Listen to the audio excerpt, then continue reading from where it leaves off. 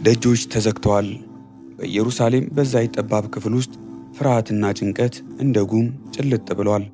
ደቀ መዛሙርቱ አይሁድን ፈርተው ተሸሽገዋል። ነገር ግን የዓለም ጌታ የሞት መቃብር ያልያዘው ዝግ የሆኑት የእንጨት ደጆች ሊያስቆሙት አልቻሉም። ድንገት በመካከላቸው ቆሞ እንዲህ አለ፣ ሰላም ለእናንተ ይሁን።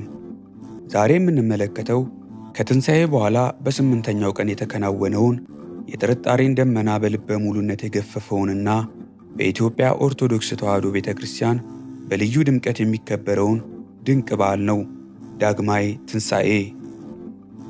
ከቶማስ ጥርጣሬ ጀርባ ያለውን ምስጢር፣ የህንድን ክርስትናና የተዘጉ ደጆችን የመክፈቻ ቁልፍ በጥልቀት እንመረምራለን። ይህ ታሪክ የጥንት ታሪክ ብቻ አይደለም፣ የዛሬው የኔና የናንተም ታሪክ ነው። ዛሬ በዚህ ሰዓት ይህንን ቪዲዮ እየተመለከትክ ያለኸው ምናልባትም በሕይወትህ ደጆች ተዘግተውብኝ ይሆን ብለህ በጭንቀት እያሰብክ ሊሆን ይችላል። የሥራ ደጅ ወይም የሰላም ደጅ ተዘግቶብህ በፍርሃት ተሸሽገ ይሆን?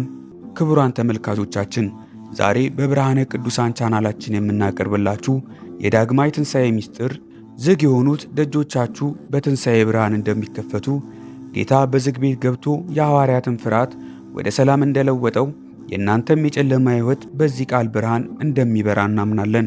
ቪዲዮውን እስከ መጨረሻው ተከታተሉት፣ ምክንያቱም መጨረሻው ላይ ለተዘጉ ደጆች ሁሉ መክፈቻ የሚሆን መንፈሳዊ ቁልፍ እናገኛለን። ከመጀመራችን በፊት ግን ጌታዬና አምላኬ ብላችሁ በኮሜንት መስጫው ላይ በመጻፍ እምነታችሁን ግለጹ።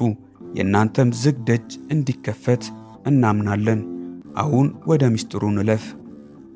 ዳግማ ትንሣኤ፣ የቃሉ ምስጢርና ትርጓሜ። ጌታችን ኢየሱስ ክርስቶስ ከሙታን ተለይቶ በተነሳ በስምንተኛው ቀን በዕለተ እሁድ ለደቀ መዛሙርቱ በድጋሚ ተገለጠ። ይህ ዕለት በቤተ ክርስቲያናችን ዳግማይ ትንሣኤ ይባላል። ለምን ዳግማይ ወይም ሁለተኛ ተባለ? ጌታ ሁለት ጊዜ ተነስቶ ሳይሆን የትንሣኤው ደስታና የምሥራች በዚህ ቀን ስለሚደገም ነው። በቤተ ክርስቲያን ሥርዓት ደግሞ ፈጸምነ ይባላል።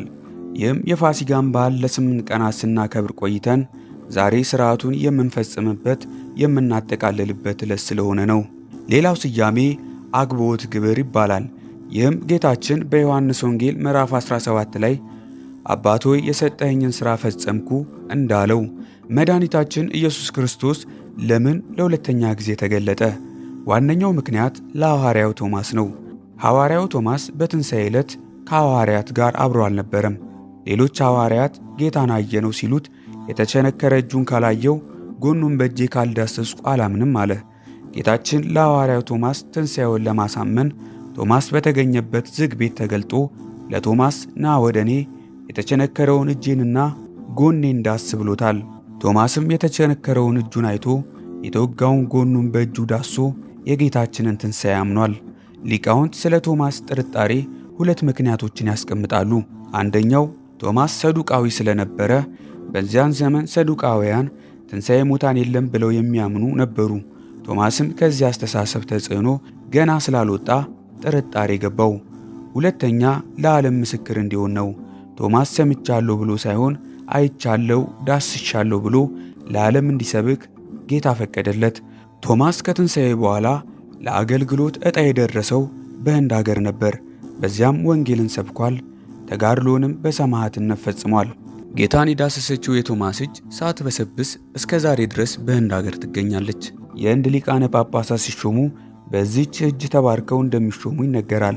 ይህም ለኢትዮጵያ ኦርቶዶክስ ተዋሕዶ ቤተ ክርስቲያን ትልቅ ትርጉም አለው። ምክንያቱም ሁለታችንም የአንድ ሃይማኖት ቤተሰቦች ኦሪየንታል ኦርቶዶክስ በመሆናችን ይህንን መንፈሳዊ ቅርጽ በጋራ እናከብረዋለን። ጌታችን መድኃኒታችን ኢየሱስ ክርስቶስ በዚህች ዕለት መገለጡ ሌላ ትልቅ ምስጢር አለው።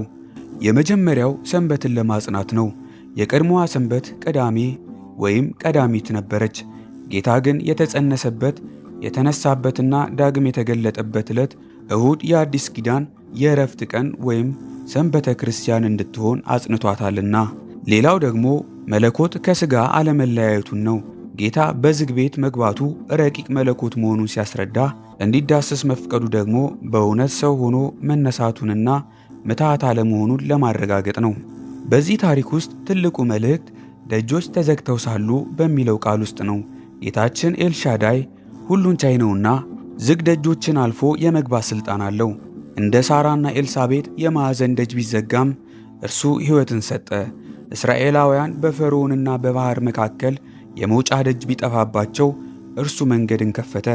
አልዓዛር በመቃብር ድንጋይ ቢዘጋም እርሱ በሥልጣኑ አስነሳው። ዛሬስ በሕመም፣ በዕዳ፣ በሥራ ማጣት ወይም በተስፋ መቁረጥ ደጃችን ተዘግቶ ይሆናል።